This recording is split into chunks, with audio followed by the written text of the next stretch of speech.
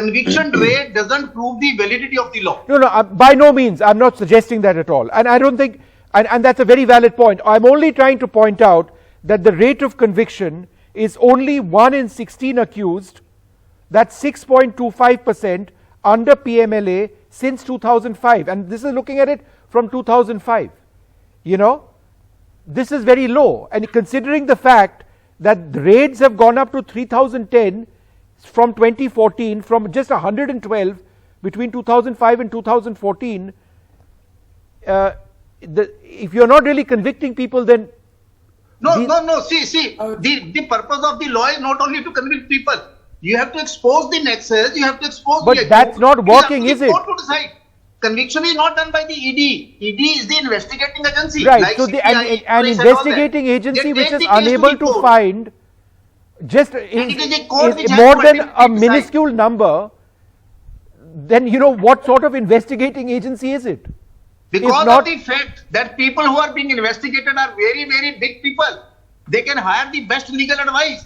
The moment you take an action, they go to the court of law, either the High Court or the Supreme Court. Hundreds of cases are facing trial.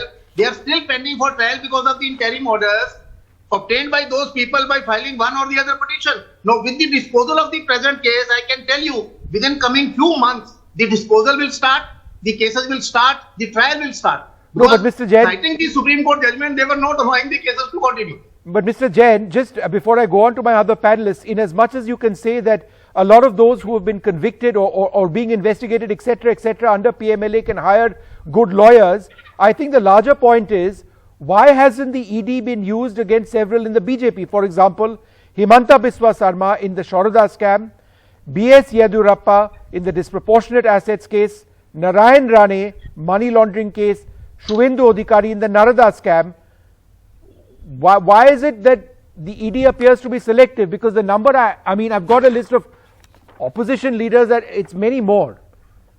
So hence the arguments that is disproportionate. Yes, I'm replying to that. ED is investigating the matter on the basis of the evidence available with that. But if somebody feels that you are lenient to somebody, you are harsh to some other person, the doors of the courts are always open. You might remember even the Chara case of Mr. Lalu and many other cases were started by people going in PIL to the High Court and the Supreme Court. Okay. The doors of the courts are always open. Go to them and see the investigation. But simply because people who are being prosecuted are someone whom you don't want to be prosecuted. Now, will the accused decide who has to be prosecuted, who has not to be prosecuted? Okay, will the accused sir. decide what questions have been put to them or not to put to them? Got it, sir. Now, let me bring in Muhammad.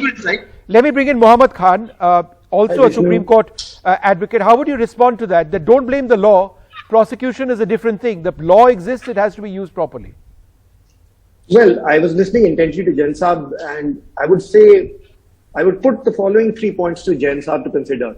Jain Saab, over the last 8 years, what is the number of BJP leaders who have faced prosecution at the hands of the ED? My second point, what is the number of opposition leaders who have faced prosecution at the hands of the ED? And my third question, Jain Saab, and you know the answers to all these 3 questions. How many cases have gone into limbo where the accused, once they have joined the BJP and done a Ganga Snan, have suddenly been exonerated, or the case suddenly grinds to a halt? I'll tell you the answer, Jain Saab. The answer is, as of a figure given by the BJP government to the Supreme Court in August of last year, 112 cases against opposition leaders, out of which 3 are named BJP individuals. Now, these 3 have not seen any movement vis-a-vis their case. I don't know why. That is a question for you to answer. I reply. May I reply to that? Saab, look here, please don't see the prosecution from the political point of view. How many BJP, how many Congress? Question is there any false case against any other leader? You are my senior in the profession. Please let me make the point. Please, if I may make the point, Vishnu, can you please request looking at that, can you say it is only false? And if there is an allegation against a BJP leader, I request you, you are a very senior lawyer, lawyer. These are facts. It is a fact that out of all the cases, the ED seems to have a selective preference for going after the members of the opposition. Jain Saab, it is also a fact that the ED's timing is always coincidental. It is uniquely most active around election times. Do you remember the raid on Channi Saab's nephews? Do you remember the raids on other opposition leaders? I don't need to remind you of all this, Jan Saab. May I tell you, Bhajanlal this case? is, Have you let us seen take Bhajanlal politics off case the table. 92 Supreme Court? Jan Saab, When the let us Supreme take Court politics off the The table. question Let of me the ask you, question of the as a prosecution senior is advocate of the not court, important. is it Question fair is to whether have the a law allegations without are true or safeguards? not. Is it Whether the fair allegations to are have a true or law not. without Mohammed, safeguards? half a second. Jan Saab, Mohammed Khan, half a second. You made points. Jen Yes. Saab wants to reply. Jen Saab, go ahead. See, what I'm saying is this. Please do not see the accused, the investigation by any agency from political point of view. So many BJP, so many Congress, so many Akali Dal or so many communists. See whether the allegation leveled are false or true. I'm giving you an example with all respect. Shri Rahul Gandhi and Shrimati Sonia Gandhi. They are being questioned by the ED. The whole Congress party is raising hue and cry over that.